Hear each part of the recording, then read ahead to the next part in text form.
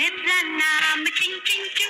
अजी चिंचिंचू नहीं, गीता दत्त। मूल नाम गीता घोष राय चौधरी। जितना लंबा नाम उतने ही आज के बांग्लादेश के शरीयतपुर के समृद्ध जमींदार पिता देवेंद्र नाथ घोष राय चौधरी और माता अमिया देवी की इस बेटी का जन्म 23 नवंबर 1930 को संगीत मां से विरासत में मिली और दिलों की गहराई तक उतर जाने वाली अपनी जादुई आवाज और दिलकश अंदाज के मल्लिका गीता घोष ने 3 दशक तक अपने चाहने वालों को मदहोश किया।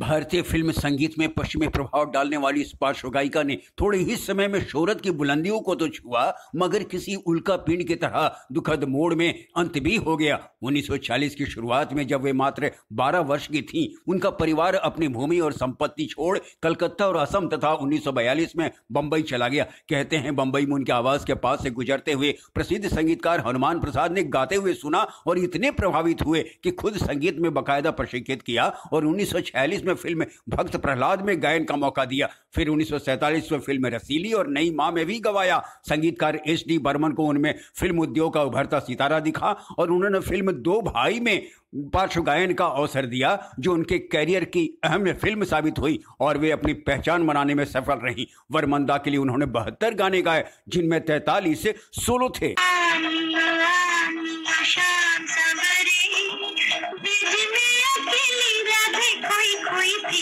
उन्होंने अभिनय के क्षेत्र में भी हाथ आजमाया। फिल्म ओपी नैयर, हेमंत कुमार के साथ साथ चित्रगुप्त, हंसराज बहल, मदन मोहन, अनिल विश्वास, रोशन, एस.एन. त्रिपाठी, बसंत देसाई वगैरह जैसे कई संगीतकारों के लिए भी गाया। उनकी आवाज में शोखी, चुलबुलापन, दर्द, मोहकपन, खुशी सब कुछ था। इंसानी जज्बात के हर पहलू को उन्होंने अपने सुर से सजाया।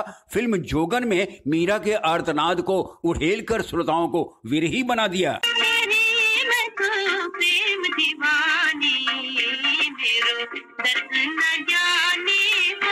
हर कोई उनके स्वर की विविधता का कायल रहा और देखते देखते वे एक स्टार सिंगर बन गई।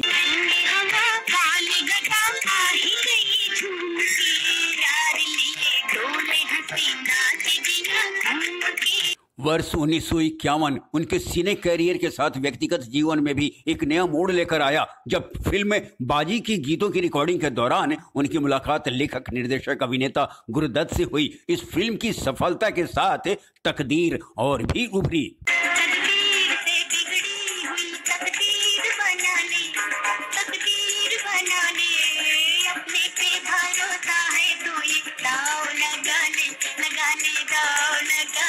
यूं कि वे जिस ऊंचाई पर बैठी थी, गुरुदत्त जैसों का दायरा न था। बतौर डायरेक्टर गुरुदत्त की यह पहली फिल्म थी। उनका बड़ा परिवार था और घर छोटा। एक टेबल कुर्सी थी जिस पर सारा सृजन होता था। फिर भी अजंता की गुफाओं में बनी पेंटिंग सदृश ही खूबसूरती, हंसमुख व्यवहार और मखमली आवाज पर वे फिदा हो गए। गीता जी भी गुरुदत्त के निर्देशन प्रतिभा से चकित थीं।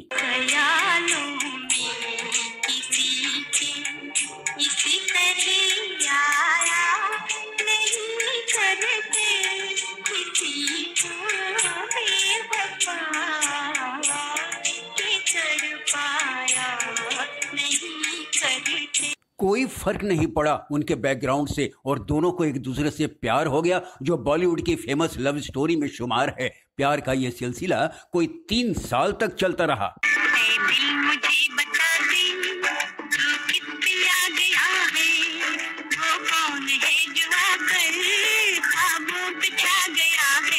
अंततः 26 मई 1953 को गोधुली बेला में बंगाली रस्मों के साथ वे परिणय सूत्र में बंध गए।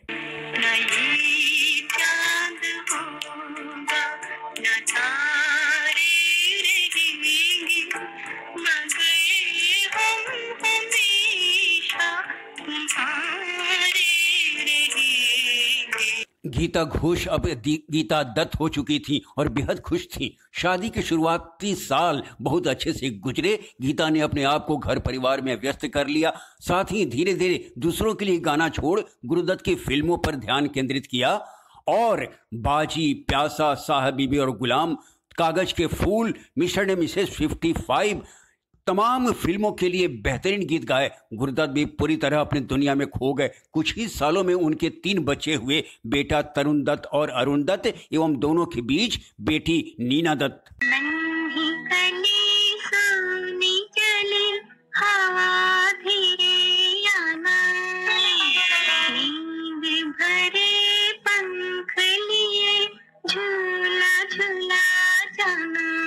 मगर न जाने किसकी नजर लग गई उनकी हंसती खेलती गृहस्थी को। शक और संदेह की ऐसी चिंगारी उठी जिसकी आग में दोनों स्वाहा हो गए। कहते हैं गीता दत्त गुरुदत्त को ले काफी पजेशिव थी और गुरुदत्त के साथ काम करने वाली हर औरत पर शक के कारण हर वक्त नजर रखती थी।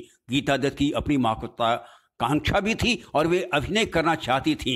इसीलिए गुरुदत्त ने गीता दत्त की मुख्य भूमिका वाली फिल्म गौरी प्रारंभ की, मगर तालमेल के अभाव में बीच में ही फिल्म का निर्माण बंद हो गया।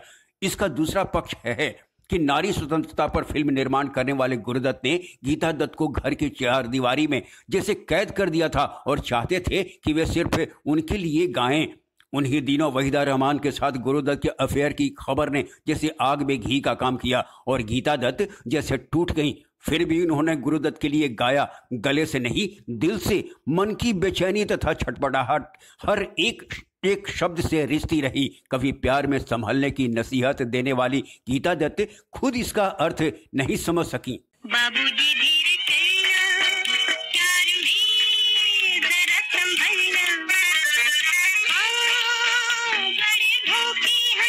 बड़े धोखे हैं इस राह में। सिनेमा के किरदारों के माध्यम से उन्होंने अपने दर्द, शिकायत, अकेलेपन की पीड़ा, पति की बेवफाई को अपनी आवाज में अभिव्यक्त भी किया। न जाओ सैया छुड़ा के बैया, कसम तुम्हारी मैं रो पड़ूंगी, रो पड़ूंगी।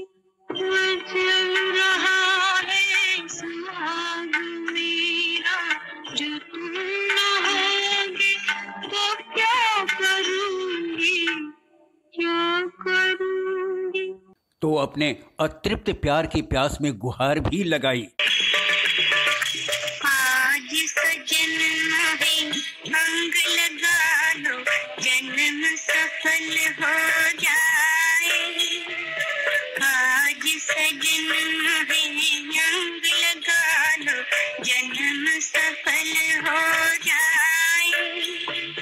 हृदय की पीड़ा देह की अग्नि सब शीतल हो जाए।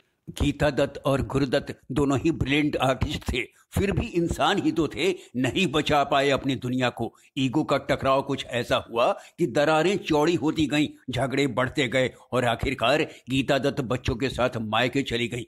हजारों लाखों कद्रदानों को अपनी शोक गायकी से गुदगुदाने वाली गीता दत्त की जिंदगी खुद दर्द का साज बनकर रह गई। पहले प्यार फिर तन्हाई महान गायिका की जिंदगी का सच बन गया।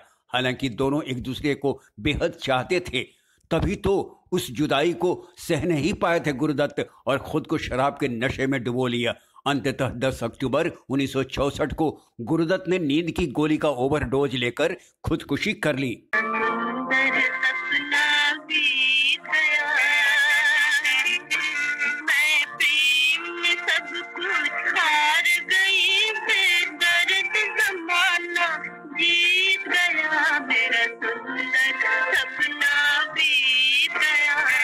गुरुदत्त की मौत के बाद तो जैसे टूट गई थी गीता दत्त। शराब के नशे ने उन्हें भी अपनी आगोश में ले लिया। हालांकि घर की बिगड़ती आर्थिक स्थिति को संभालने की एक बार फिर से कोशिश की और फिल्म अनुभव में जबरदस्त गीत भी गाए। मेरी जान, मुझे जान कहाँ, मेरी जान, मेरी जान, मेरी जान।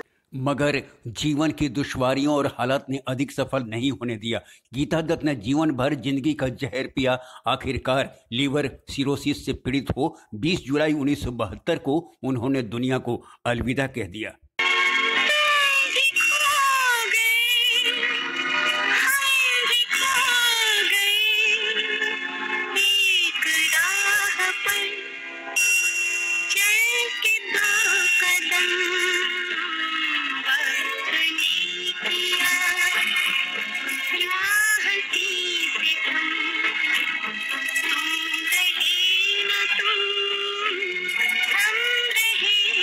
हम